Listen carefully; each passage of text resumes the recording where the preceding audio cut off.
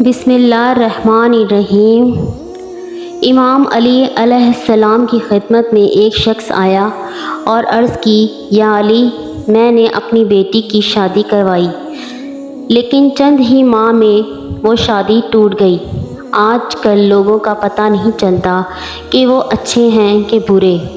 آپ کوئی ایسا عمل بتائیں جس سے پتہ چلے کہ لڑکا شادی کے قابل ہے یا نہیں۔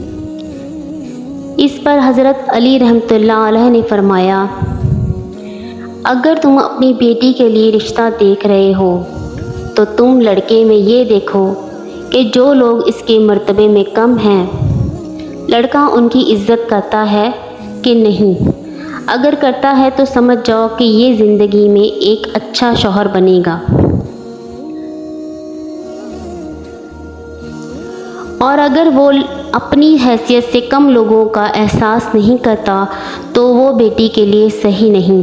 اس پر ایک شخص بولا کہ اگر لڑکے کے لیے رشتہ دیکھیں تو کیسے پتہ چلے کہ لڑکی صحیح ہے یا نہیں؟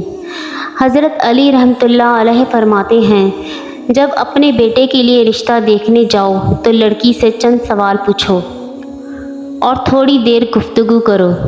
اگر لڑکی صرف اپنی خوبیاں بتاتی ہے اور ہر بات پر اپنی تعریف کرتی ہے تو سمجھ جانا کہ وہ خود پسندی کی دلدل میں گرفتار ہے۔ لیکن اگر لڑکی اپنے گھر والوں کی تعریف کرتی ہے اور اپنے والدین کی بات کرے تو وہ لڑکی آنے والے وقت میں کسی بھی انسان کے لیے اچھی بیوی ثابت ہو سکتی ہے۔ اگر کوئی انسان ان دونوں عمل کے بعد بھی گھبرانے لگے اور فیصلہ نہ کر سکے تو وہ گھر آ کر 27 مرتبہ سورۃ الکوثر پڑھے اور سو جائے۔